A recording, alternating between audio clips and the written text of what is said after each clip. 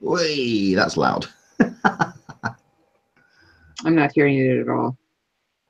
Oh, you're not hearing it at all? Only I can hear the music. Nice. That's probably ideal for you. I said that out loud. I apologize. I'm sorry. Oh, you're not hearing it at all? Right. Okay. Oh, I'm getting a bit of reverb there, or return echo. That was me, and I muted my big system. Okay. Right. I'm now going to go to YouTube. Sorry, to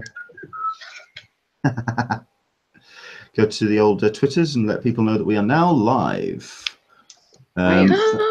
Yes. Don't worry. We've got the countdown running. It's just a way for us to kind of get ourselves nicely settled. Welcome along, everybody. If you want to get your questions in on the Q&A, of course, do let us know. If there's anything you want to talk about, and perhaps you've already scoured through the Sunday schedule and there's something that you've spotted that is intriguing you. I'm going to have a quick look myself at some point because I want to see about Hall H. I want to see about that big gap before Doctor Who. On Sunday. Indeed. The thing is, and I don't think enough has been talked about this, I'm sure, Helen, you'll appreciate this one as well. How many doctors are in town? Yeah. My God. Oh, interesting. There's, Colin Baker, Peter Davison, Capaldi. You've obviously got David Bradley as the first Doctor. Yeah. You've got David Tennant, who's in town for DuckTales. DuckTales. I want to invite I want to invite them all to the UK attendees group meetup so we can have this massive Doctor Who party. That would just be awesome. So I hate to burst the bubble, but you're talking about after Supernatural and before Dirk Gently is The Last Ship. What was that? Sorry, it's The Last Ship. You've got what? Hang on. Okay. The Last Show. The Last Ship. The Last Ship. It's TNT's The Last Ship. It's a television show which I'm stunned still runs because I don't hear anybody talking about it. It's one of those. Well, there are people who do watch it. Obviously, because it's in Hall H. I know, but I'm kind of, between Supernatural, between Supernatural and Doctor Who, which are the bookends for Hall H. I will get into this more later on today. But Doctor Who's the last one. Yes. Oh wow. 2 to 3. Dirk Gently is before it, and which means everyone has to endure. Last Ship and Dirk. No, I was about to say Mr. Max Landis. I'm not a fan. We've discussed this before. The ever charming, ever personable Max Landis. Yeah. Do you know who I am? Oh, that man. Anyway. So yeah, we're going to go live. Well, going to turn the countdown off in about a minute and a half. But welcome along, everybody. It's our penultimate show.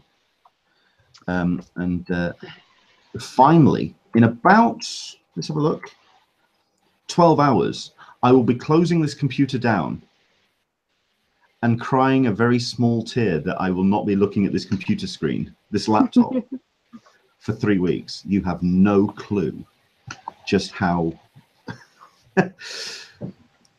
much I'm looking forward to that.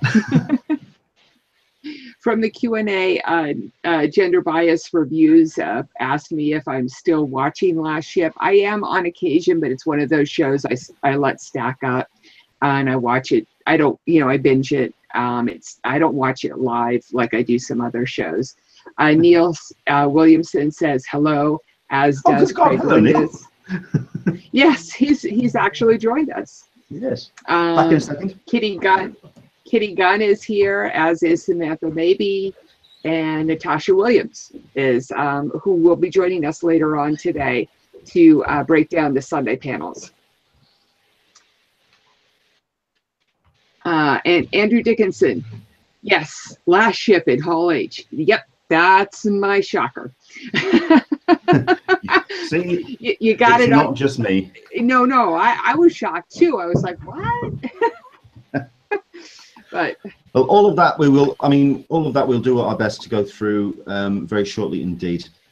We've also got Natasha Williamson who's going to be joining us as well, and we will get into that.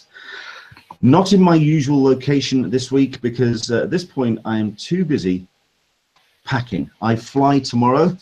Looking forward to getting into the States and doing D23. We'll do a little bit of that a little bit later. We're also going to talk about the special wrap-up show we're going to be doing on the Monday after Comic-Con. So we'll get into that. And, of course, we'll break down the rest of the panels. Thank you so much indeed to everybody who's joined us throughout the course of this weekend for our kind of incidental deconstructing Comic-Con hangouts where we've been going through the panels daily. It started off as just something I was just going to chat on YouTube for about 10-15 minutes, and the next thing you know we've done like hour-and-a-half shows for the last 3 days. It's just been ridiculous, but it's been a lot of fun. So thank you very much indeed to everybody who's joined in with that. Natasha Williams, for everybody who wants us to do a shorter show, just say thank you to me because I had to be at work at 10 my time, so we had to kind of do it. Yes. Natasha Williams did join us for the last yesterday and today, I believe. Yeah. Yes. Well, she's going to be joining us a little bit later as well because we are going to go through the Sunday shows, but Sunday panels. Sorry, lots of stuff to talk about. Thank you very much indeed for everyone for joining us. Once again, if you do want to jump in, it's all about you. It's your show. It's what you want to talk about. Jump in on the Q&A. I'm sure Alyssa will keep a track on those questions. I'll see what I can see as well. And, of course, on the Twitter using the hashtag #CupOTSDCC. Right. 2 guests with us for the first half. We have ourselves, giggling away, I think she just spotted something, Alyssa Franks from the Friends of Comic-Con Forum. Hello, Alyssa. And I'll do a second shout out to Neil Williamson, who was like, "Yay, he got a shout out," which is what I was giggling about.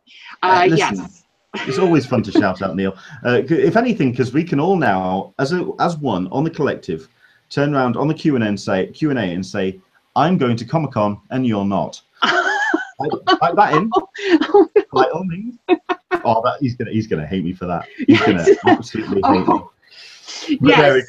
Neil, just for everybody's information, Neil is not able to go to Comic-Con this year. He's been to a lot of other conventions, though, so we should not feel too sorry for him. I never was able to catch up with him at Star Wars Celebration, unfortunately, but he even was in Florida last year. So he was. However, he's going to be following all of our social medias. So let's post lots. Let's keep him up to date on that. Right, and we are also joined by someone I'm so glad to have on the Hangout when we can have her on. We've got Helen O'Hara from Empire Magazine. Hello, Helen. How are you? I'm very well. How are you doing? Not too bad at all. Now, this I know is going to be an awkward one for you because you've got jam on the go. I am literally cooking jam. I don't know what kind of cliche I am, but I feel like I'm some kind of cliche right now. But you know, it's summer and there was all this fruit and I was feeling creative, and so we're having jam. I feel that there's some kind of Notting Hill kind of vibe. It's a very English rose kind of setup. I like the sound of it, and it encourages me. I like it. So yes, I wish I lived in Notting Hill. It's great for you to join us, and thank you so much indeed for your time, especially considering that I know that Empire is ramping up for its Comic-Con coverage and indeed D23 as well. Have you got how many boots on the ground have you got this year? I think we have. I know that Chris and Nick are going to be leading the coverage, so say hello to them if you see them. And I know Chris Lupton, who's our art director, who's the guy who comes up with all these incredible covers. He's going out as well this year, and they're going to be doing a lot of, talking to people and proper photography, and have a sort of photo studio out there as well. So they're going to be busy. So if you see them, they should be running. So, just kind of wave and maybe offer them some water, I guess. I don't know. I do see Chris on occasion, but it's usually just the back of his head as he's in the press pack at the front of Hall H. And he's got his head down and he's desperately trying to get stuff down. I think he's going to be typing a lot, because these Saturday, certainly, we've been talking about that today. That's one hell of a day. Yeah, seriously, it's going to be very, very busy indeed. Indeed. Well, let's dive straight in. We'll start with that panel because it is one which has got a lot of people talking. It is the WB panel. It's 2 hours. Deadline have already kind of given us a tease about what we can expect, but obviously there are 1 or 2 people that will be there, and certainly 1 or 2 people that won't. I've been doing my best to have a go through people's social media, certainly the core actors. Certainly the cast of Justice League. I've been trying to keep an eye on what Jason Momoa's posting, because he's got two. He's got 2, I understand, really. Because he's got Justice League and Aquaman to represent, hasn't he? Yeah. I mean, I think they're going to be here doing reshoots by the sound of things, but you know, you never know. Not everybody has to be on the ground at all times for those things. It does. The Dateline article does say the Justice League gang will be there with Ben Affleck, Gal Gadot, Jason Momoa, Ezra Miller, and Ray Fisher. So apparently they are. Okay. Yeah. So at least with one absence, from that notable absence from that list. Joss Whedon. Oh, Joss Whedon himself. Yes, Joss Whedon himself. Which myself and the unofficial blog managed to catch that he won't be showing up at San Diego, which that was my little scoop for the year. I'm rather pleased about that one. Yes, so Joss Whedon's not going to be there, but there is the hopes that he's going to be beaming in, or at least sending in a video package, because of course he also has some possible news that he could share in terms of the casting of Batgirl. Is that something that we think could be represented on the panel? Ooh, I don't know if it'll. I don't know the panel. I think I could probably keep it. They might finish with that. I mean, you remember a few years ago, Zack Snyder finished Batman v Superman, and the whole. Maybe you finish with announcing Batgirl. That could be the kind of the big finale, possibly.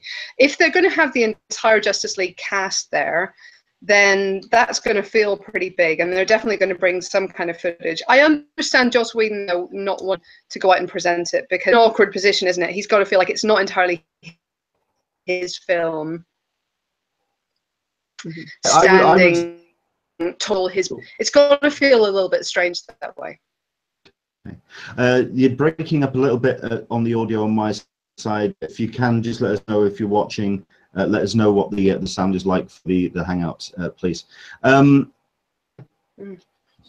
was actually really hoping that we were going to get like those Zach and Joss walking out on stage, which would have just broken Hall H, because I think a lot of people have been having that concern about that transition between Zach and Joss's styles, and just whose film it really is at the end of the day going to be.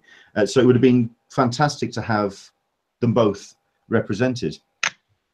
Yeah, but I think that first of all, you know, Zach avoiding this kind of thing, he must be avoiding publicity right now.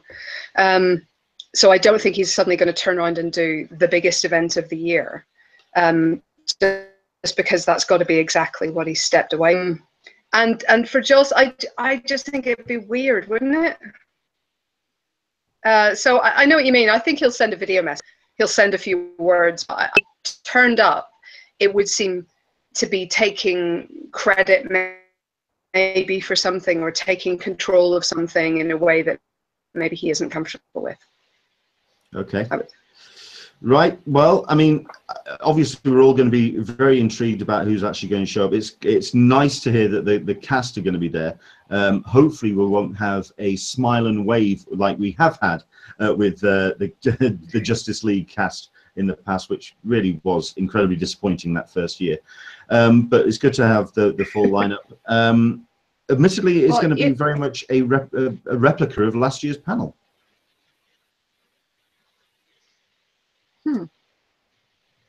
Everyone's gone compatible. Sorry, I was waiting for Alyssa. It's a 2-hour panel, and I think there's 3 or 4 shows that are going to be featured: Justice League, Real Player One, and Blade Runner.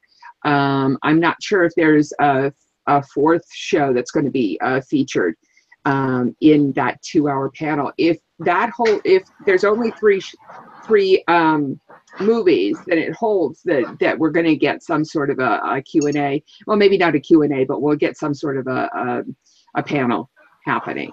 Yep. One would hope, or at least really good footage.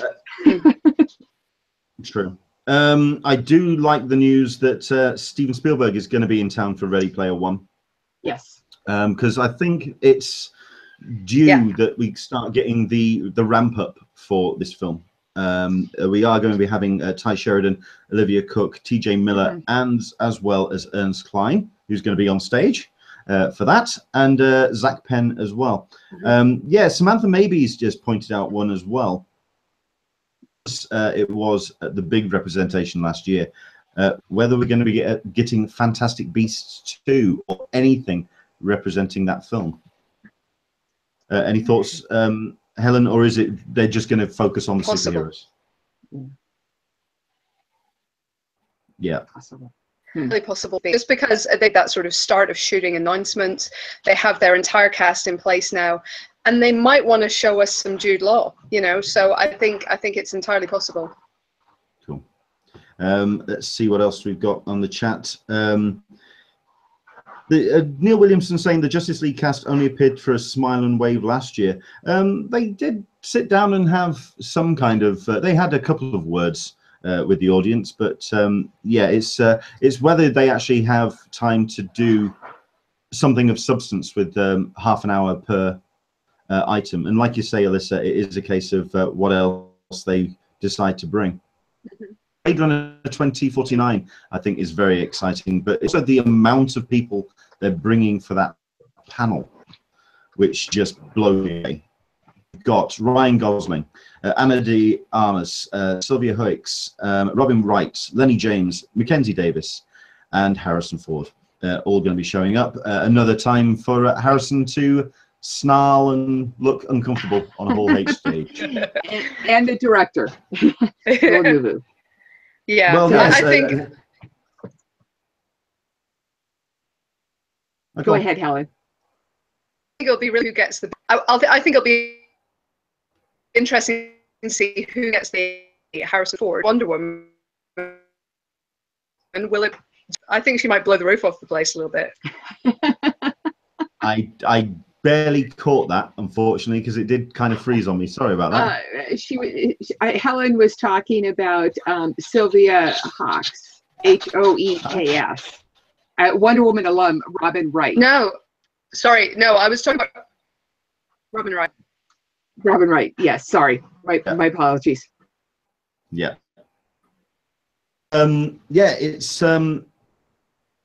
looking like a great way to start Hall H. Although one thing that we discussed on our breakdown of the panels, they does seem like an incredibly late start, and we are wondering if we're going to get a surprise panel perhaps beforehand, because we are talking, is it 11 o'clock or 11:30 when this starts? It is incredibly late in the day, especially if we have been camping out all night. That's just going to be hard work in the morning. So I'm curious to see if we're going to get something beforehand. But yeah, it's I think workout is if we could be getting other surprises when it comes to the WB panel. So there's that. Failing not having a surprise panel before the 11:30 show starts, it will give us some time to perhaps go out and get some breakfast, take a nap, use the indoor facilities, all of those pleasant things that we need to do. Starbucks run, you know, those necessities for San Diego, you know, sugar, caffeine, some sort of a nacho or a food substitute item. So yeah, cool. Certainly something. I mean, Leanne D has just pointed out on the Q&A, and it's something that I pointed out as well. A very noticeable absence is Universal's Dark Universe. Now, Universal have already said that they're not going to be representing their other big property, of course, which is Jurassic World at Comic-Con. What's been the chatter in the Empire office regarding Dark Universe? Has Universal cooled off their following of that franchise with the response to The Mummy? I think, well, I haven't heard that, basically, although I wouldn't be surprised stopping things through and making sure with what they're worried about is they haven't confirmed some of those elements that have been rumored, they've been talked about, and that they clearly want to pin down before they go on a whole H. At the moment, presumed to show up Frankenstein, for example, but if they also don't have Angelina Jolie locked in, if they also don't have a Phantom of the Opera to and whatever else, their plan maybe hold off a little bit longer, you know, wait until they've got those kind of pieces of casting in place. Yes, it allows them extra time to kind of think through, she got this kind of combine that they want it. I don't think that they're going to stop doing this. I think they still think they've got something here, and I think there is a real potential in this franchise and the real thing interesting, but they clearly do need to make sure that the next one really delivers if The Mummy didn't. But you know, just from that that logo that they had at the beginning, really in this to win it, like they are committed to this. So I do think they'll be back with something. Back, haven't they? Yeah, I found that when we were leading up to the release of The Mummy, there was a whole lot of social media chatter. They set up their Twitter feed. They got, like you say, the cast picture out. They were starting to talk more, and then The Mummy came out, and everything just went mostly quiet. So I think that's what I was hoping that perhaps they would use the platform of something like Hall H, where you've got enough eyeballs pointed on stage to kind of put the energy and the electricity back into Frankenstein's monster. Sorry, I was trying to shoehorn that in there. I kind of failed, but I had a crack at it at least. Okay. Certainly, yeah. Sorry, other panel as well that someone's been talking about, and I have been kind of keeping an eye on various threads just to see if it's the case. The Twin Peaks panel, which is going to be immense, it's going to Hall H, and the cast on the people that's going to be on stage for that is going to be. I'm going to be very impressed if that actual stage can hold up with the amount of people that have got on. I mean, it's taken some weight in the past, but this is insane. But people have been talking about whether David Lynch could show up. Is that something that we could see? Is David Lynch the kind of guy that shows up to things like this? I mean, I have seen him in interviews, but he's very much a kind of one-to-one kind of guy. He doesn't like big crowds. But at the same time, I think the nature of David Lynch is unpredictability, right? So he could turn up with a cow. Do you remember? He could do anything. He could turn up and just sit there on stage and meditate, and I wouldn't be surprised. So disappointed. Or disappointed? No, exactly. Just yeah, absolutely. You sit in the lotus position, and I'd be highly amused. I don't know. Basically, I don't know. But I don't think he'll be there. But he could absolutely turn up and wear a mask the entire time. Like, who knows? It's David Lynch. You just take it as it comes. Yeah, ladies and gentlemen, please welcome David Lynch, helicopter through the roof. That'd be about right. Okay, so the other two massive TBA panels that people have talked about, which have been announced, have been 20th Century Fox, which is the first panel in Hall H on Thursday. This is literally just been TBA, so we have no clue about who or what is going to be on stage. But we have some general ideas, and it's now a case of talking to you about the likelihood. Yeah. Could we be seeing Ryan Reynolds on stage? I think that's entirely possible, given that they seem to be ramping up. We've seen him with Julian Dennison. You know, there's clearly work going on there. He's in the costume again. So, yeah, that seems the most probable in some ways. I think Dark Phoenix, X-Men Dark Phoenix is also highly, highly probable, given that they've had some casting announcements. They're clearly moving on that. It's happening. So I don't know what you do exactly. I don't know if you have any finished footage or an animatic or a sizzle reel or anything. I think probably what they have is, yeah, it's happening. But at the same time, you know, it would surprise me if it wasn't at least mentioned. Let's put it that way. Yeah. And they may well have some more casting to announce. True. I mean, something that has been kind of squirreled away in the listings, which I think myself and Alyssa pointed out on the Thursday. I think it's the Thursday or the Friday. Simon Kinberg is in town. He's taking part in a panel, a tiny little, piddly little panel, hidden out of the way. So he is in town. So I can, yeah, you're right. I can imagine that he might just show up on stage. Is there anything else from Fox that we can expect? What else is on the slate that they could be possibly bringing to us? Oh gosh, I'm trying to think myself. Alyssa, what do you think? I'm not. I don't know. I don't. I'm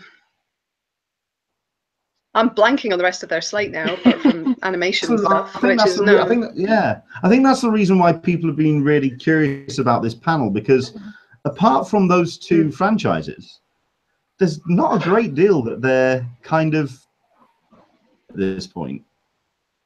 There's nothing down the line. Yeah. Is Rampage theirs, or Jumanji? Those kind of level of films, you know, you might get some of those kind of Rocky action movies, as in Rock, not like Rocky. But I don't know. I think if they get the X-Men and the Deadpool component right, I think people will still go away happy. But yeah, they don't have a, you know, an S this year, so it's hard to know what else they're gonna add to that. Yeah. Well, we've got a couple of people who have been commenting on the Q&A. Is Maze Runner Fox or something else? I'm not entirely sure. I actually thought that franchise had pretty much drawn to a halt. I wasn't too sure. And Andrew Dickinson and Natasha Williams have correctly pointed out that Predator is on Fox's slate as well. Yeah. So that well, and we know that that's been shooting. That would actually move straight up my list. That would seem like the perfect venue as news, and that would seem appropriate. Maze Runner, I don't remember that being Fox, but it was of course delayed because of Dylan Baker's car accident. So I think they were still planning to bring out number 3, but last I heard, that was the cause of the delay.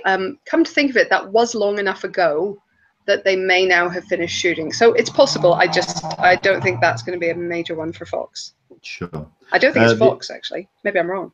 Yeah. Okay. The other two that's been pointed out, one I'm not too sure about in terms of timing, because I think it's a little bit too early in pre-production, which is Battle Angel Alita, which is, I believe, the live action version of their the manga series. And also the other one, I'm trying to work out where it would be in its promotion, which is Kingsman 2. I know the unofficial Kingsman is September, so they definitely have enough footage that they might be able to bring something. It's a question of whether Matthew Vaughn wants to show it. I think he has a lot of say over that franchise, and he will decide whether or not it suits him, basically, I suspect. So it's what he wants to show. He might want to bring it, because I think it'll be a really friendly audience to that film. I think they'd love it. And Battle Angel is so thoroughly cast at this point that I think something to bring us, to show us, whether it's footage, whether it's just, you know, a director or a screenwriter or a producer talking about the concept. I feel like that could actually, they could come up with something for that one. Yeah.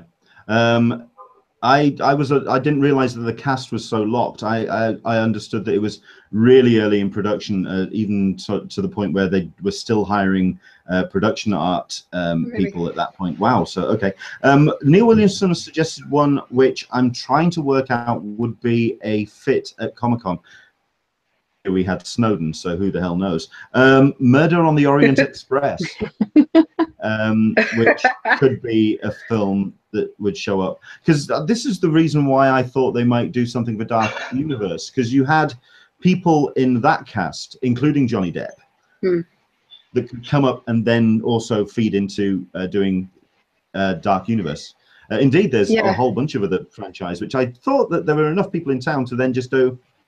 There you go. There's Dark Universe panel. So I think so there was a Murder on the Orient Express event in London a couple of months ago where they did a lot of the kind of that, and they had a bunch of the cast in town.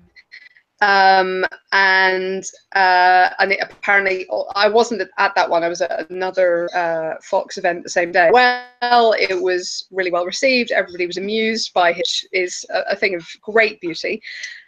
But I don't know how many of those people they're going to be able to get handily to San Diego, because, for example, if The Last Jedi isn't there, that Daisy Ridley isn't necessarily in town. She has been shooting in Prague recently, and she may well want a break.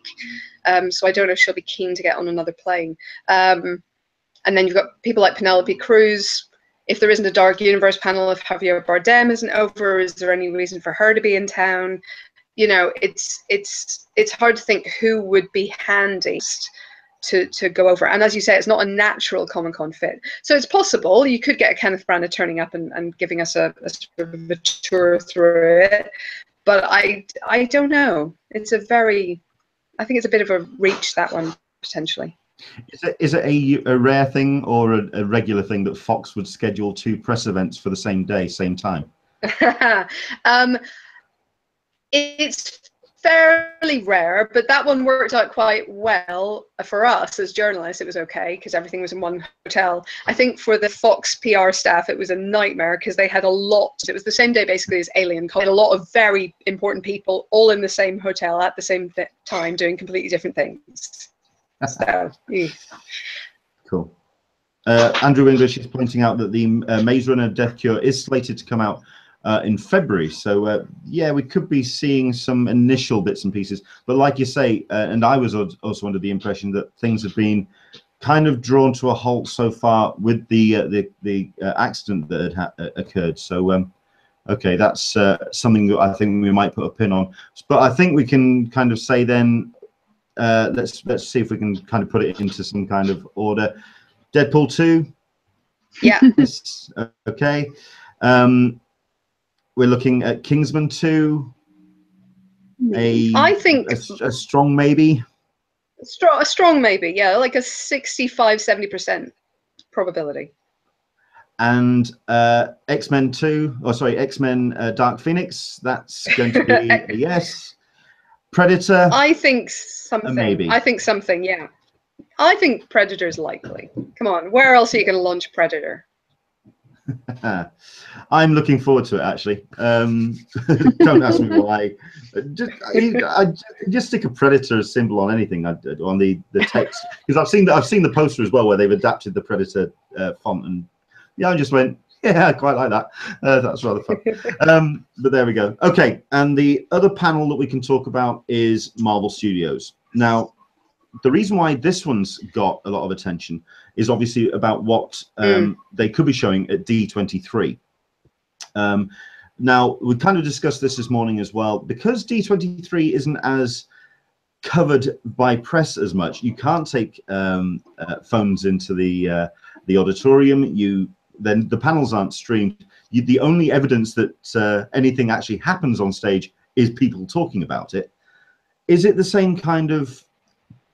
Is it handled the same way by people like yourself, and therefore as a wider reception, or is it all going to be Comic-Con where it is very much a public forum?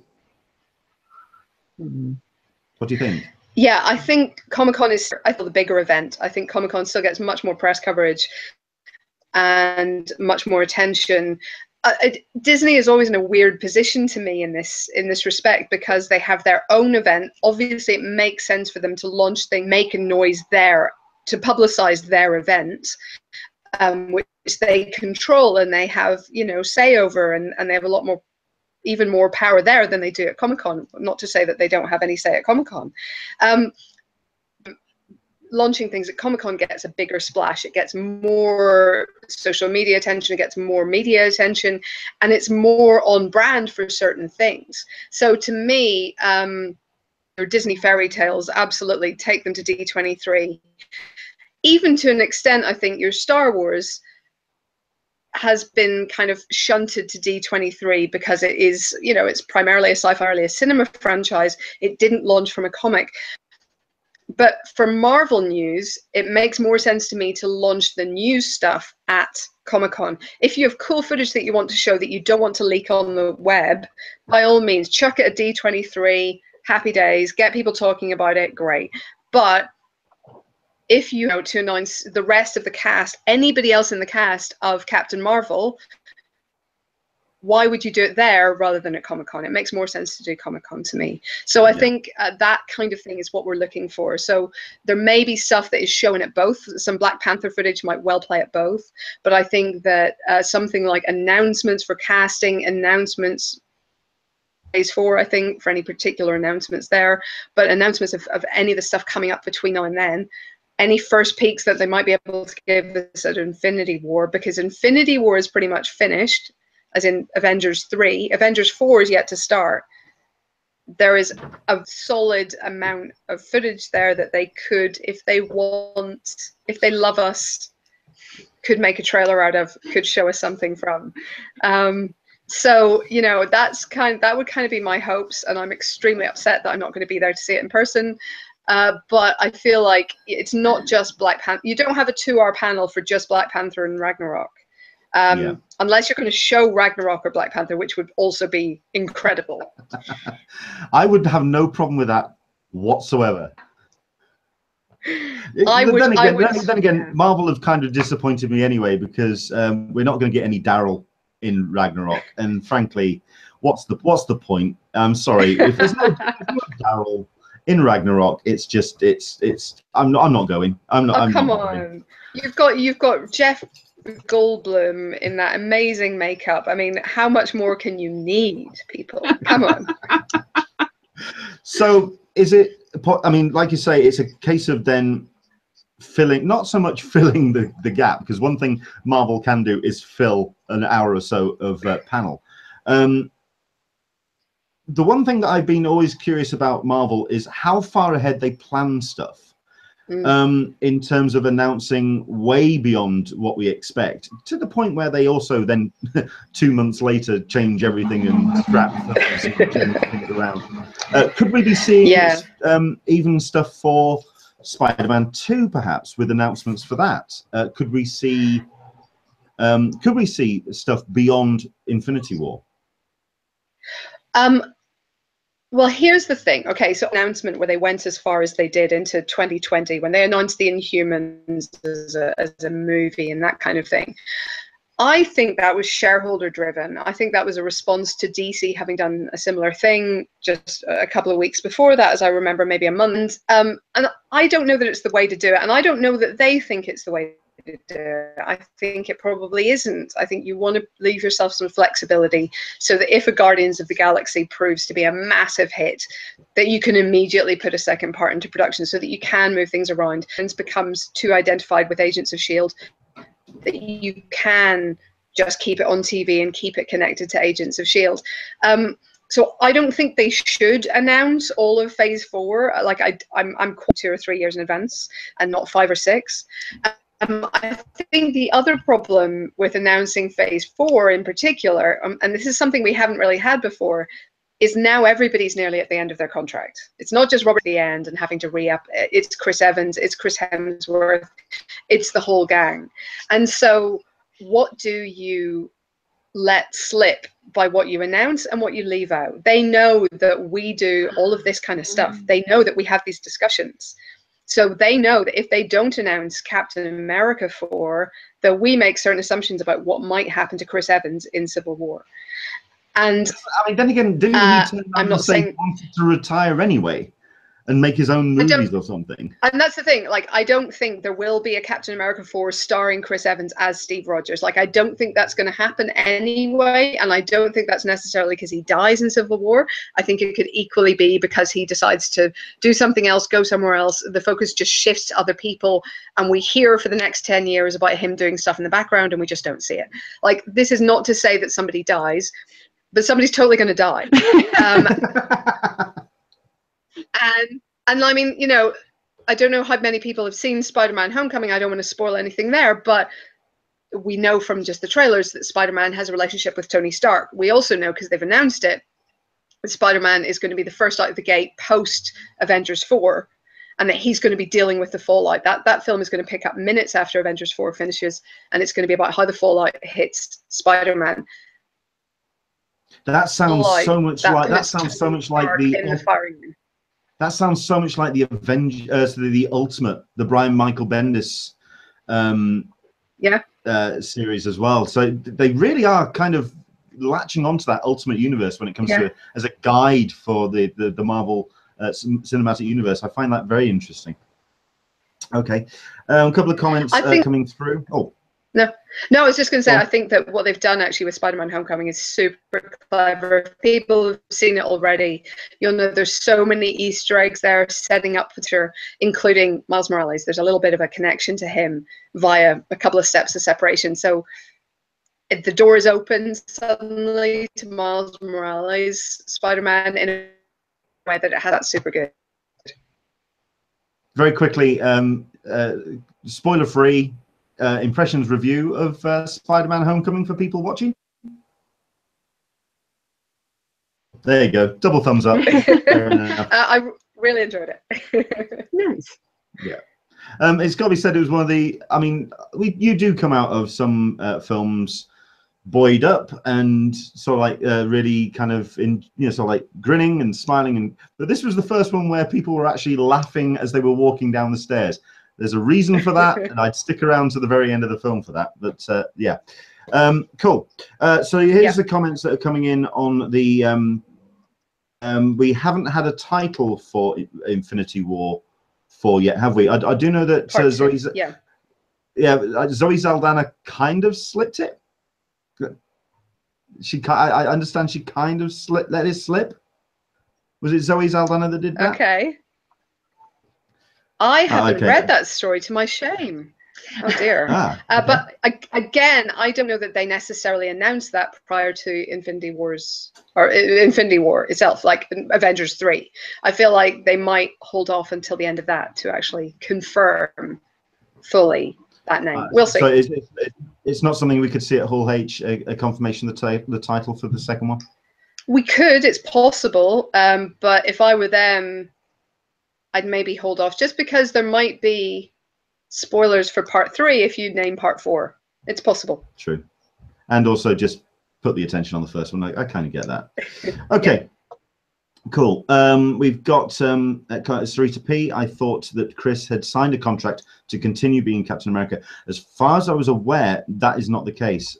As far as I was aware, he's kind of signing almost film by film at this point, or it's kind of like 2 film contracts at this point. He's very much he's not hedging his bets as such, but I seem to remember certainly after Civil War there was a lot of chatter about him just saying, no, I'm done with it now. I want to make my own stuff. I want to just step away. So okay, it's going to be curious to see what we're going to bring. Here we go.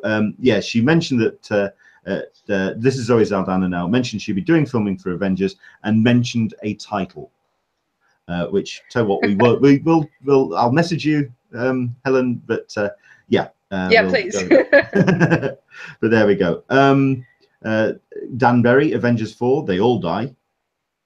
That's a bit harsh. That's a bit harsh. That would be the worst title. I'm already trying very hard to adjust myself to the possibility of a world without Chris Evans as Captain America and deal with them all dying. I can't do it. I would like to put my own throw in my own cap and say it's going to be called Avengers No More Mutants, but I don't think that's going to work either. So cool. Excellent stuff. Plenty of things that we're looking forward to, and obviously Empire is going to be the one of the first places to see where all of this is going to happen. Where can people find yourself online and also the Empire coverage of Comic-Con? Is there a specific page this year for Comic-Con coverage? I'm not sure there will be. I just keep an eye on the homepage at empireonline.com. We will be talking about it, obviously, on the podcast. We're still debating. Chris is still trying to figure out if he's going to be casting out there or if he's just going to do it when he gets back, and we'll just talk about it then. But they're going to be doing some really, really cool coverage. So the following month's magazine is really one to look out for. There's going to be some very, very cool Comic-Con coverage in that we haven't had in the past, because we're getting people to, as I say, come into us and talk to us. It's going to be cool.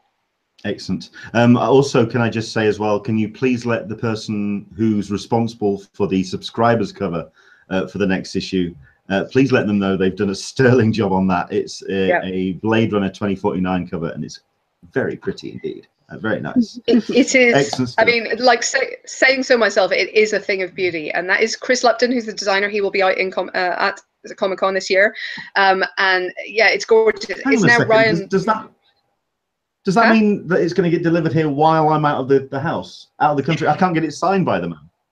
Oh, I can't get it signed. Damn. No, it's a gorgeous cover. I'm sorry. Very, very cool. Helen, where can people find you online? Yeah. I'm on Twitter at Helen L. O'Hara. I have a prosthetic L because somebody else had my name, yeah, I'm generally linking to things that I do from there. I've also been writing recently for The Pool, for Grazia, as well as for Empire, and The Telegraph even. Wow. Bizarre. But I know it's weird writing for newspapers you don't agree with, but they're lovely people on the arts desk, so that's the main thing, right? Yes. Yes.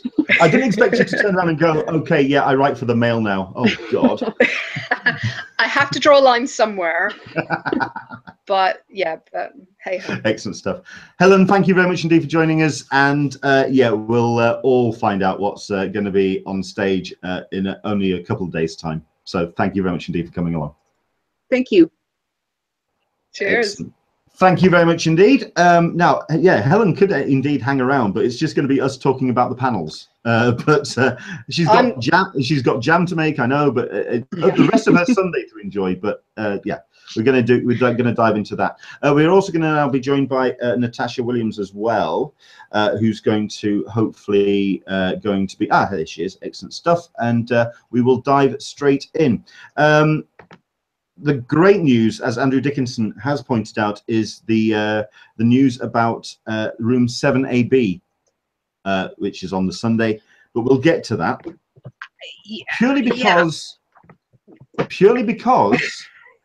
I'm stunned at the room they've chosen. But you get the devil is in the details. Okay, so right. Are we going to start with room 7? No, we're not going to start with room 7. Okay, so tell you what we've been doing on the panel breakdowns this week is picking a room each. So who did Hall H this morning? I did Hall H for Saturday. I did Hall in that H case, this morning. In that case, it's all you, Alyssa. So, what more can I say? Supernatural. How many years has Supernatural been in Hall H on Sunday morning? I recall them in, like, I think 12, and it's 17 now. So for the past 5 years. So that's just a hypothetical question, you know, to pose to people. There's not much more we can add. I haven't been watching the show recently, but the two of them are great together, and it's always, at least when I saw the Supernatural panel, it's always entertaining. Followed quickly up by TNT's The Last Ship at 11:45. Yeah. I mean, very quickly to talk about Supernatural. No, sorry, just go right ahead. No, just very, very, very quickly. The length of that panel intrigues me. Just 45 minutes. Is it 45 minutes? I have it as an hour. No, so it's an hour. No, actually, Yeah. it's an hour. Yeah. Sorry about that. I misread. I do apologize. So an hour with Supernatural, and then we have, like I say, an hour with the Last Ship. So how many seasons it's a fourth is that? season. Fourth season? Okay. Yeah, we're into fourth seasons. Yeah. Yeah. No, they're coming into their fourth season. I have seen the Last Ship, a panel on the Last Ship before. They did bring a T-shirt. I think it was last year or the year before. It was a good panel, and Jane from Firefly, Mr. Adam Baldwin, yes, he definitely had the life of the panel, and was a fan favorite. So he should definitely, if I'm assuming he is there, he should bring some energy to the room. And you've got Eric Dane, you've got Adam Baldwin, you've also got Bridget Regan and Stephen Kane. It's just the 4 people on stage. Mm-hmm. So I'm expecting, quite frankly, a lot of footage. It could be. It could be. Yeah. It's an odd choice to be having in Hall H. I think we were talking about it a little bit before the show actually happened today. It's an odd thing to be happening in Hall H. You got to think that they needed a panel to come in, and Last Ship was the one that just rose to the surface. Fit in there. Yeah. Yep. I mean, no pun intended, of course. You're right. Well, on the comments, oh my gosh, I just went blank on her name. But she mentioned that they were filming at the naval shipyard and they were just coming back. So I think that the timing of it is probably went into it as well. Yep. Yeah. That totally makes sense. It's just, a convenience thing. They needed something to fit in there. And I'm kind of surprised that we didn't get, a Netflix or, something else. It's a very early finish. I'm trying to work out just what time Hall H usually finishes on a Sunday, but 3 o'clock it's a finish for this. We're not getting us.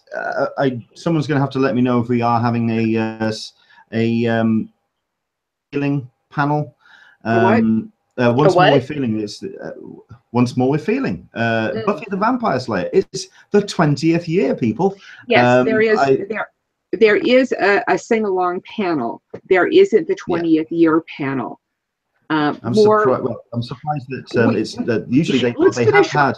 Okay, we're finishing Hall H, and then we're gonna talk. We could talk about Buffy, and yes, we have Dirk Gently, Holistic Detective Agencies. That's the official BBC panel, followed up by Doctor Who. Somebody on the Q&A, and I'm not quite sure who, pointed out that last week they seem to have been switched, as in Doctor Who was leading into Dirk Gently, and now it's come about that it's the other way around. So you've got the 2 bookends of Supernatural and Doctor Who.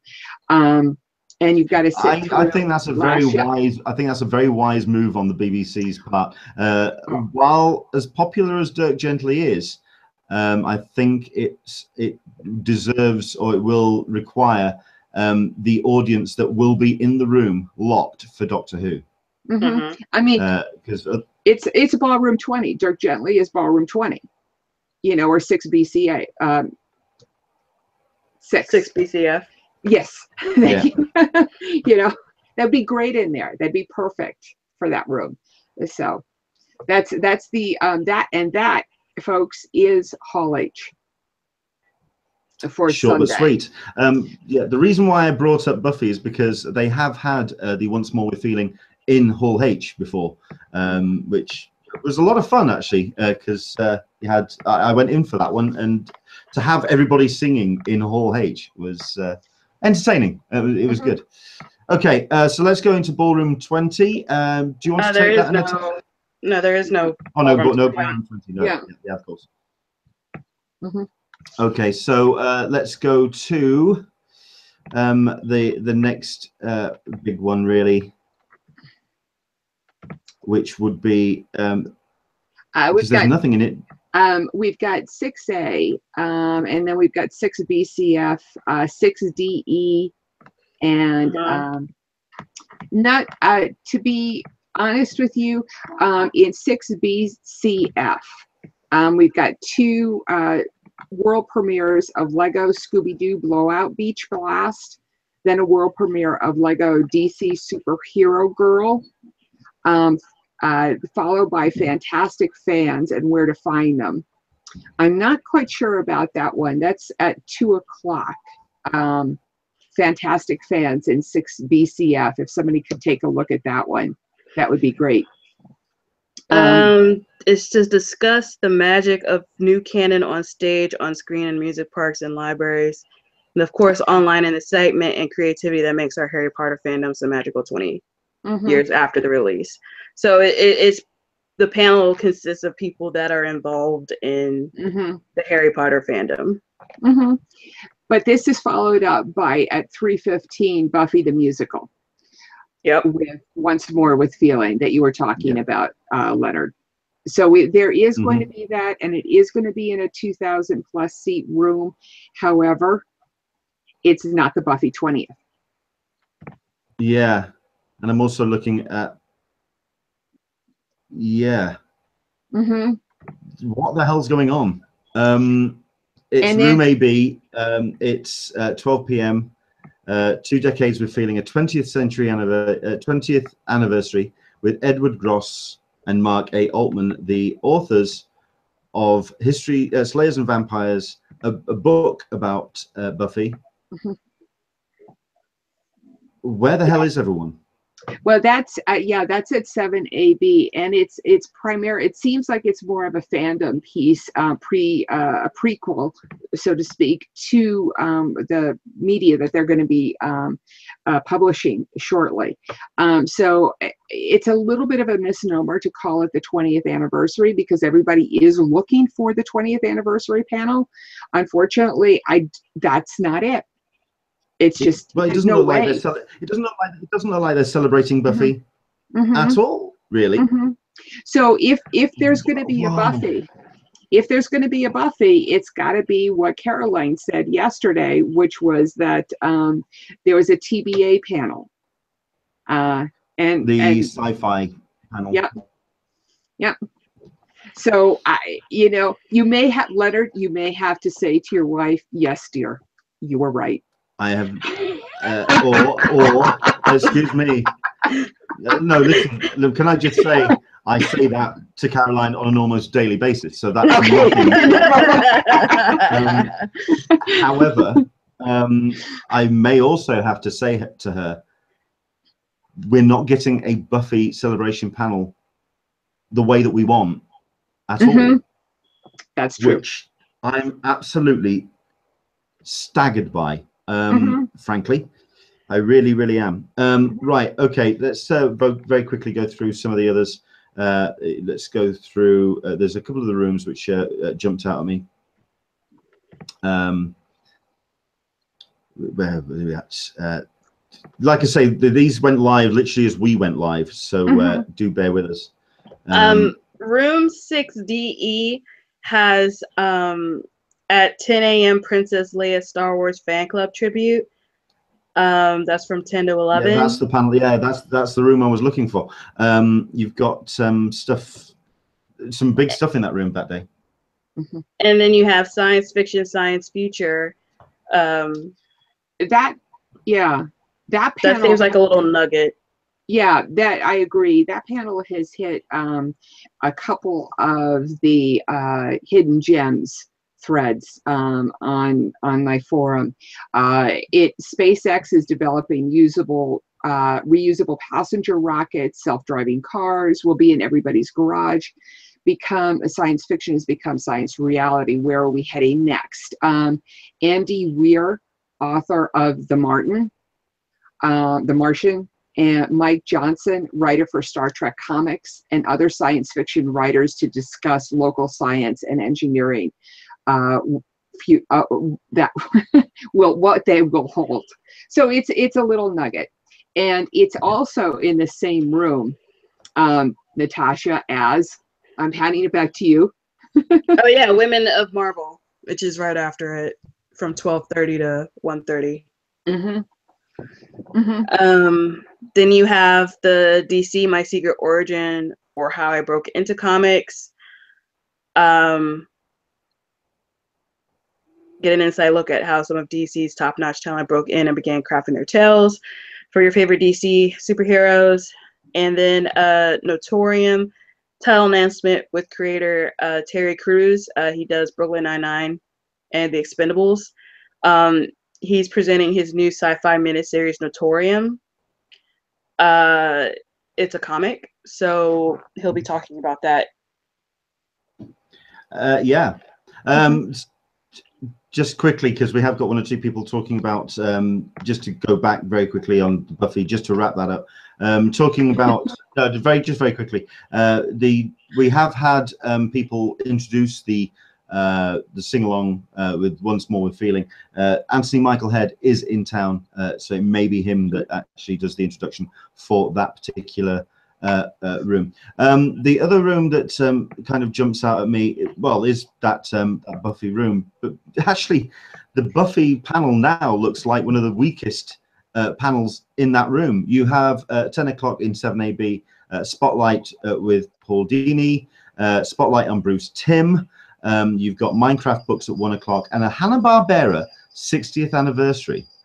Which... I want to go to the 60th anniversary. I mean, it's like no. I mean, I grew up Tom and Jerry, like the Flintstones, Johnny Quest, like all of those cartoons. Like, heck yeah, I would want to be a part of that panel. Yogi Bear. Yogi Bear, like, yeah. I was a wacky racist boy. I was always wacky racist. No, that looks like a lot of fun with that room. And finishing up on YouTube's Softball Crew takes over Keenspot 2017. What on earth that's all about, I've no clue. But to be honest, I'm looking through the general Sunday, and to say that we've had one of the strongest years so far from Thursday through Saturday. This looks really kind of. This is a, my God, we're going to be hitting the exhibition floor. Yep. I mean, there's a couple of little, there's a couple of gems that are happening, but they're one-offs, and it's the type of thing that you can go in, rest your feet, and walk out, kind of thing. Yeah, for room 8, there's fantasy novels, and then there's Stephen King's Mr. Mercedes. That's the one that's kind of jumped out at me. That's the only other one out of Hall H that has really caught my attention. I've got the description up. Jack Bender, director, executive producer of Lost Under the Dome, was going to be there. Harry Treadway from Penny Dreadful, Kelly Lynch from The L Word, Holland Taylor, 2.5 Men in the Practice, and Brita Wool will be there. Will be discussing their new original project on AT&T Audience Network. So this is a new network that's coming that they're discussing, and it's going to be based on a Stephen King novel, following a demented killer who taunts the retired police detective. It's kind of interesting that he's also doing The Mist. And I think that's on Esquire. Or no, The Mist is on Spike. On Spike, sorry. So it's they're picking up the classics and to rework them. AT&T Audience Network and Spike. Are they related at all? Does anybody know? AT&T Network and Spike? Or is this I think they're two separate entities. Because Spike is like on cable, but AT&T seems to be something relatively new. But I'm not 100% on that. Well, they certainly have the talent. I will say, looking through the panels in all of the rooms for Sunday, anyone who says that Comic-Con has abandoned its comics roots and doesn't provide enough comics content, it's all happening on Sunday. It's all well, manga tutorials, how to make a comic. Room 32 AB, fantasy diversity and inspiring one another. We have Leigh Bardugo, who's done Crooked Kingdom and Wonder Woman. Michael Dante DiMartino, who's done Avatar and Legend of Korra. And Tomi Adeyemi, who's doing Children of Blood and Bone. They talk about the fantasy genre and discuss their upcoming projects. Tomi Adeyemi is her first novel, hasn't even been published yet, has already been optioned for a movie. So that's, yes, I am definitely looking forward to talking to her. Just because she's been to Harvard, she's an educator, like she has her own blog, and now she has like her own novel, and I'm just fascinated by that. We have on room 20ADE, open meeting of the Christian Comic Art Society, and then we have Monsters, Mayhem, Magic, and Machines for a Phooey. It doesn't. For the next generation. To cut the, yeah. We'll come right back to you, Natasha. Go ahead. Also in 32AB, after the fantasy diversity and inspiring one another panel you highlighted, there's a filler panel called Ball Jointed Dolls. But after that is No Tow Truck Beyond Mars, which I think is a repeat panel that we've seen before, but it is with a JPL systems engineer and a JPL thermal engineer and a NASA research scientist. So if you've got, got the want to get some interested in some science stuff, that might be a good one to latch on to. It's at 2 o'clock, 2 to 3 o'clock in room 32AB.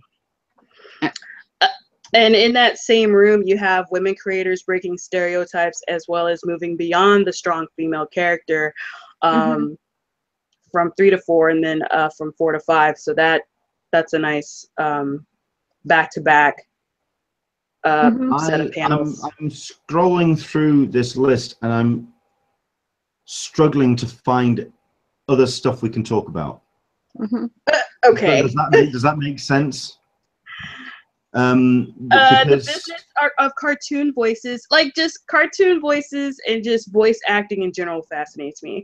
That's in room 25 ABC, and that's in that's from 3 to 4:30. That's like an hour and a half. And then we have actually the panel, just very quickly, the panel before that, actually it's sometimes a bit hit and miss, but it depends who's on the actual panel as well. That's the cover story, the art of the cover. They had that before the talkback. I believe it was last year, and it's actually a rather interesting panel. But Mark Ivanier does sometimes just kind of go, okay, up on the screen, that's a cover. Up on the screen, that's another cover. And there's another cover, and you do end up going, do you want to talk about what this cover actually means? Yeah. Samantha maybe is saying, I'm more excited for Sunday this year than ever. Everybody, please jump in. What have you spotted? There's another interesting one in room 29AB, Super Asian America, and it's definitely talking about live action versions of Death Note and Ghost in the Shell. Hollywood keeps mining Asian culture for inspiration while sidelighting Asian people. And part of the panel list is Louis Tan, who was in I just spied it, yeah. Yeah, and we have Will Choi, Derek Hughes, CB Lee, and Dr. Nancy Yu, and is moderated by RacingBetting.com's Michael Lee. So that should be a very interesting panel. That would be great, just for someone to go up and say, "So, Lewis, tell us what you really feel about your casting in Iron Fist." God, someone better get that on camera. Someone had better get that on camera. That's going to be gorgeous. Well, I mean, I haven't even watched Iron Fist. I don't have time. But I just think that panel could be very interesting, and I think it's just very important that I just think it's important. I think their voices need to be heard, and they have some good points. So, and then I had another panel that that caught my eye in room 5AB. It's the last panel from 345 to 445, Alien Predator Extended Universe. And that has Jonathan Mayberry, who does the Joe Ledger Aliens, Brian Thomas Schmidt, discuss the expanded universe literature past, present, and future, including their anthologies. And author contributors includes Alan Dean Foster, Scott Sigler, Shannon McGuire, and moderated by Steve Seffel. So that's another probably little nugget. Cool. It just before that panel is the Will Eisner at 100, the real world of publishing comics, which is of interest, but also in 5AB, there's the annual Jack Kirby tribute panel, which is someone has asked. Which is the first thing of the day. You're going to have Paul Levitz, who we've actually had on and interviewed a year or two ago. Mike Royer, Kirby's inker, will be there. Attorney Paul Levine. And several surprise guests. So it's and it's going to be moderated by Mark Ebner.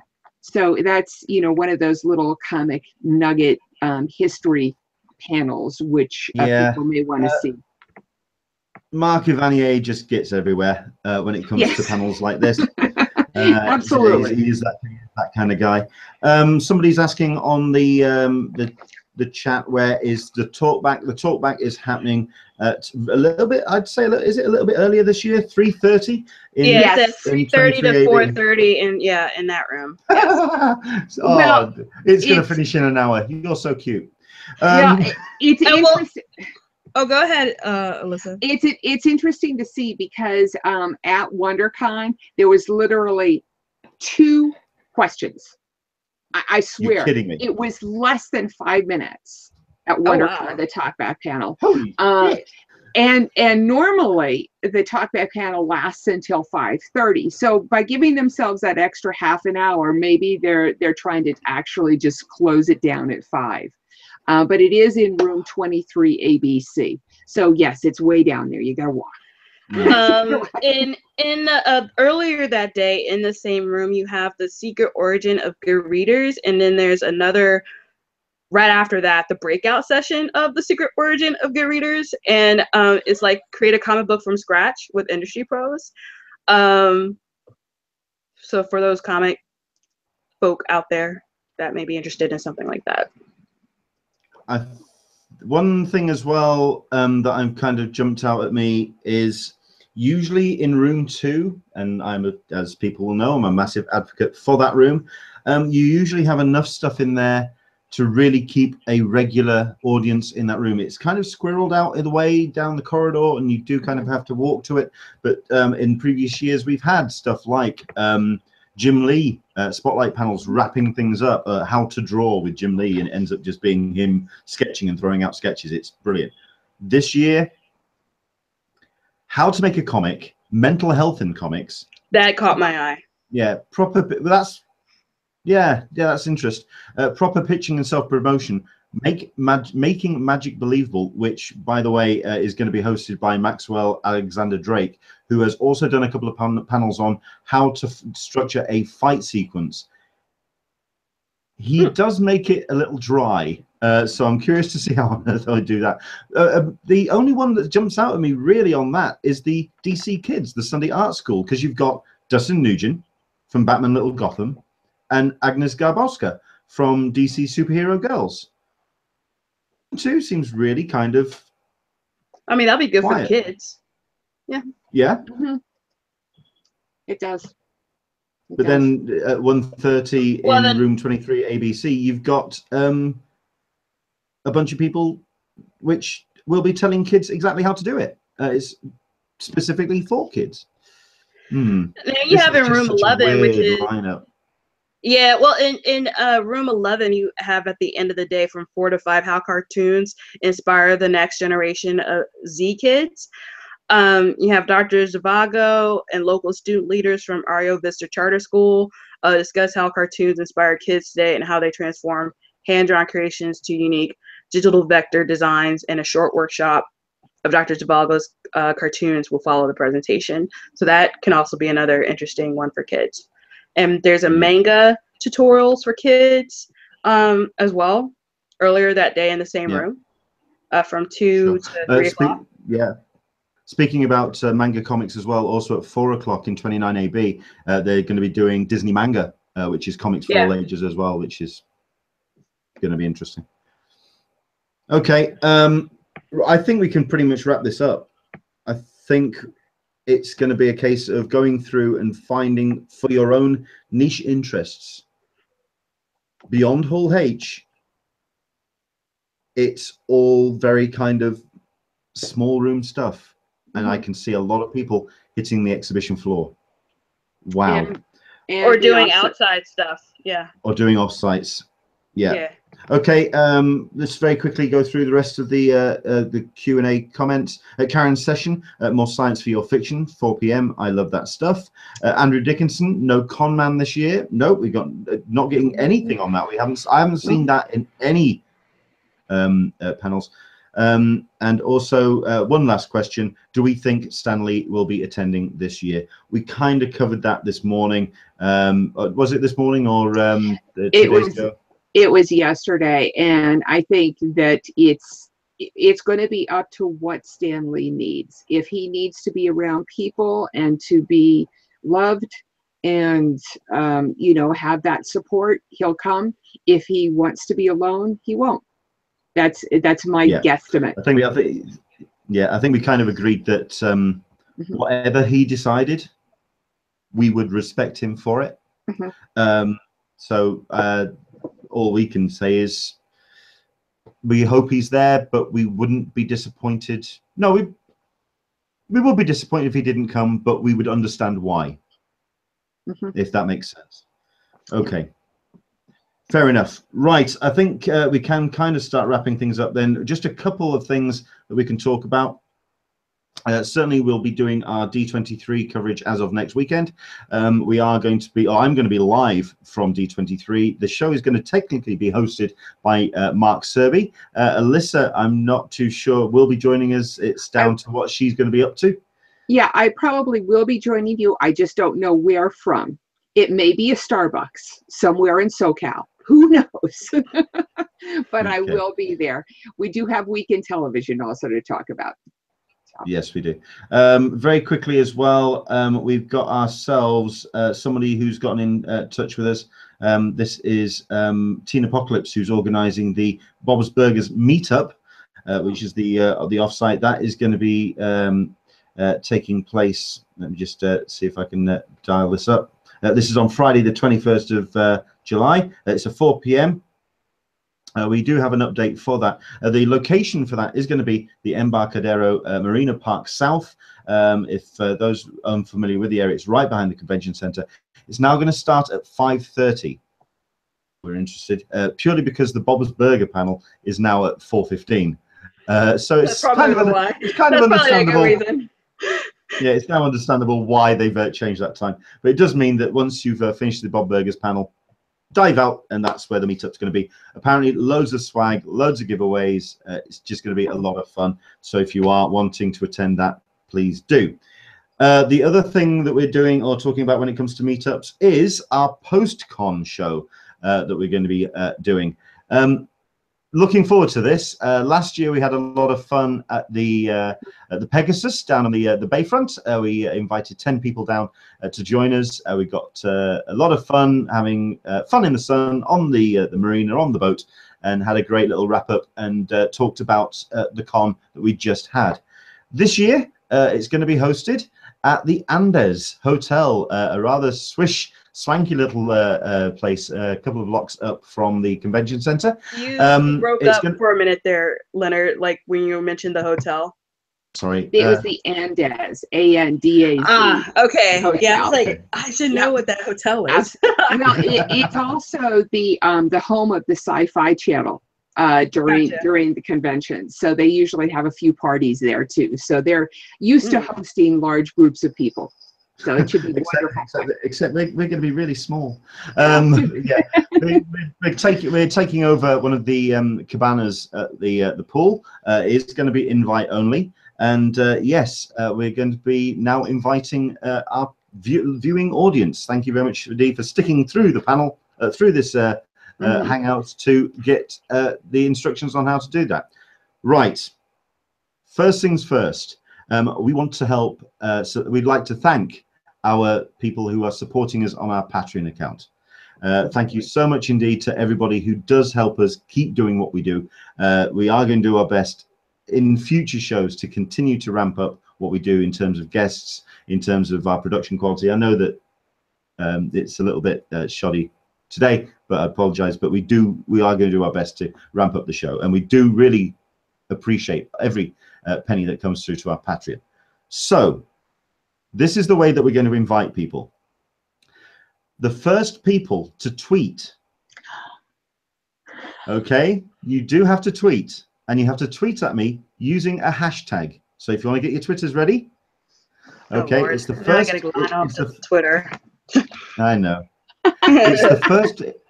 Yeah, it's the first people to tweet at me.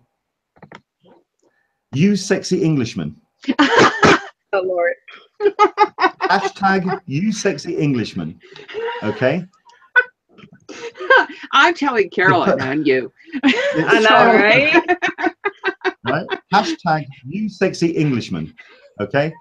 What we're going to do is we're going to go through the people that get the tweet into me. Okay. We're going to go through the people who are supporting us on Patreon.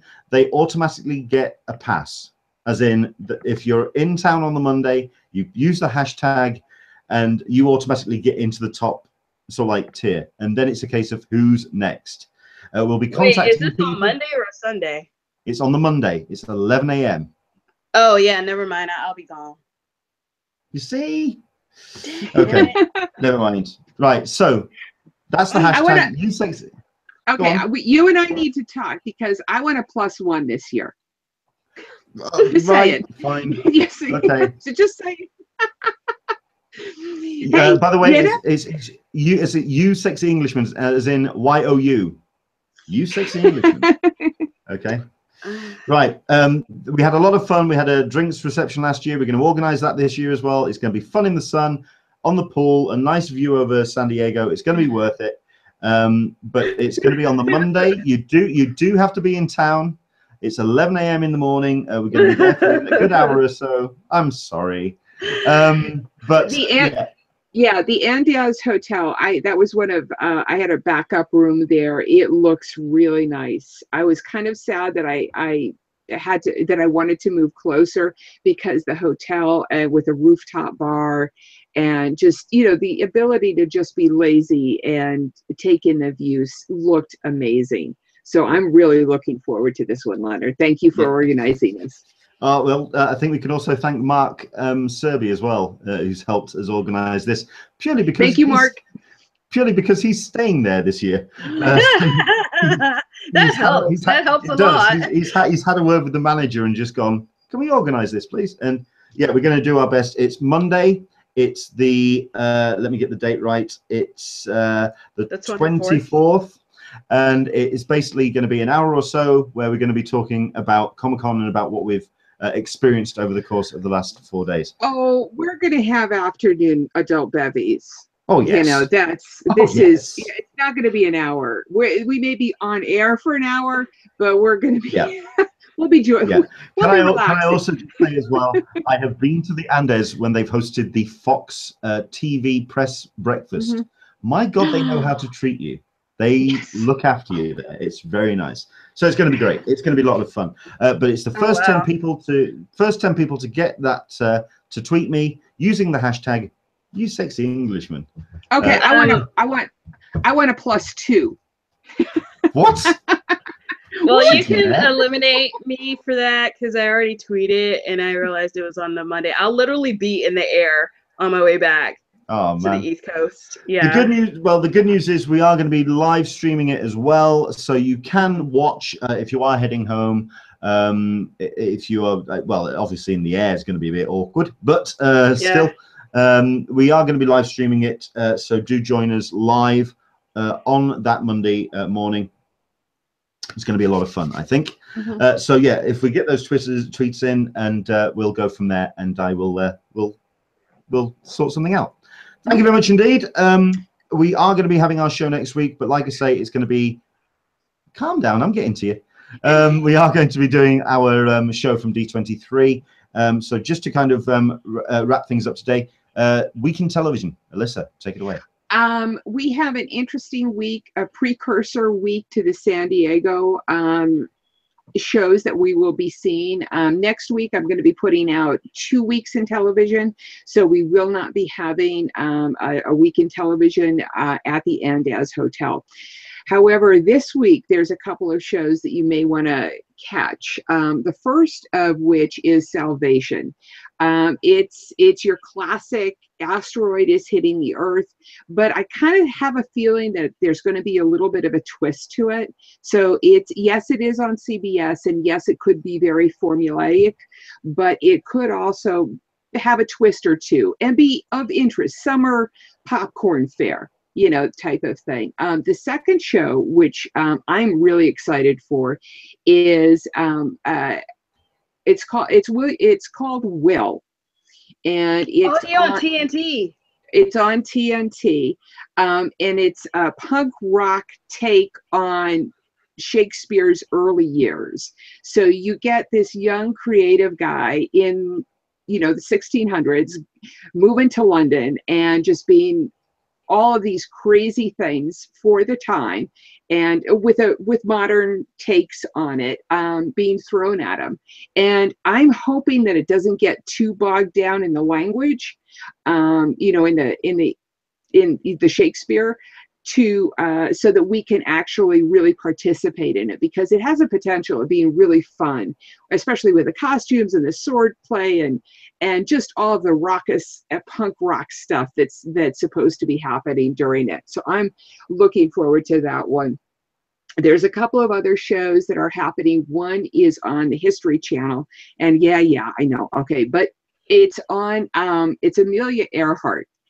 And there's evidence, and I don't know if anybody else has read this, but there's evidence that she did survive the crash that was broadcast about a week or so ago. This History Channel show will go into that. So that's of interest. And my co-host, not my co-host, but my co-writer on this article also wants me to mention one other show, and it's called something about UFOs. Fill out your alien and UFO theories. UFO Files Returns. So an ancient alien. So there's some new shows like that happening. Leonard, you said you didn't like Hooten and the Lady, right? That's that archaeology show. You didn't like that? I wasn't impressed. No.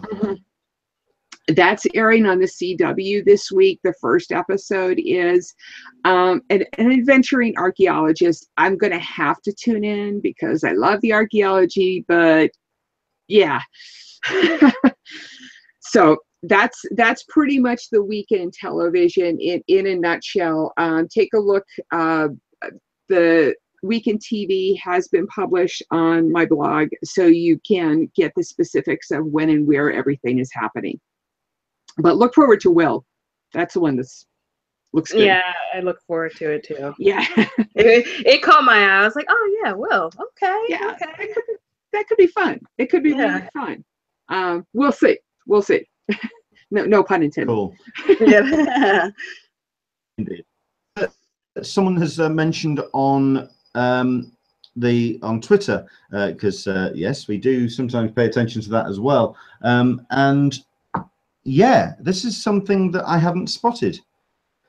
We've had a cancellation of a panel which I was actually very intrigued about. The Sounds of Sonic panel is now no longer listed on the schedule. I may just have to do a bit of investigation about that. But yeah, that was going to be the live concert or live musical show that was going to be taking place in Ballroom 20 at the end of I believe Thursday. I'm going to have to investigate that. So thank you very much indeed to Teak the Tweeter for letting us know about that as well. Also, somebody has tweeted the you sexy Englishman, turning around. Listen, shameless. You are shameless. Loads of people have tweeted it, and I'm really thank you so much indeed for that. But I really want to kind of make a special notice to Karma Savage, who's turned around and said, I tweet you sexy, yeah, she's ace, isn't she? You sexy Englishman, I can't attend. I just wanted to hashtag at you. So thank you. I'm going to be retweeting all of these, by the way. You are aware of this, right? Yeah, lovely. Yeah, lovely. Wonderful. Thank you. Yes, I'm going to quote you, Natasha, on that. Tonight, I have two other quick things. Tonight is the mid-season finale for Fear the Walking Dead. It's a double shot with talking afterwards, and we are getting ready for Game of Thrones return next week. Next Sunday. Yes. Yeah. One or two people are actually saying they're a little bit disappointed that Game of Thrones isn't on the Sunday this year, which would have been nice. It would have rounded out the day a bit more, perhaps. Well, they've been a staple on Friday, so it makes sense that they would keep Fridays. Yeah. So there we go. Right. I think that's pretty much our show. Thank you very much indeed for joining us. It's our penultimate show. Next week, it's our last one before Comic-Con.